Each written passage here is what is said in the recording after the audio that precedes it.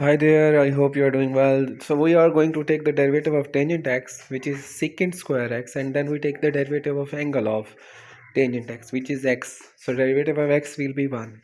So now we are going to find the derivative of the function 2 tangent x plus 3 square. So let's apply the derivative on both sides. So then we apply the derivative on both sides. First of all, we know that we apply the same formula. The derivative of tangent is 2 will be same because it is constant, and 2 will be remain same. So let's take the derivative of tangent x plus 3 square. So it will be secant x plus 3 secant square x plus 3 square, and then we will take the derivative of the angle of the tangent, which is x plus 3 square. So when we take the derivative of x plus 3 square, let's apply the derivative on it, and we will apply the power rule on it. And in the next step we will apply the power rule. So on the right side it will be 2 secant square x plus 3 square. It will be power rule, power will be first, and then we will subtract 1 from the power, and then it will be the derivative of the function inside the power.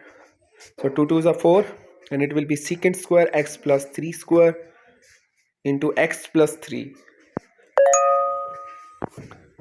So some people also multiply that x plus 3 with the angle x plus 3 square. This is not correct.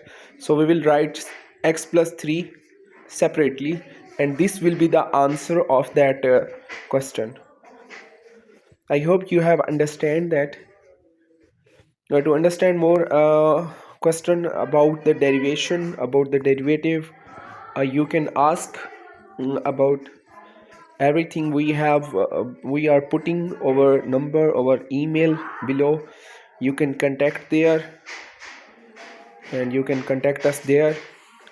Our email or phone number is also here. You can contact there. So now we are simplifying it more. It will be 4. So it will be 4 secant square 4x plus 3, 4 into x plus 3 secant square x plus 3 square. So that is the final answer of that question. So thank you very much. Allah Hafiz.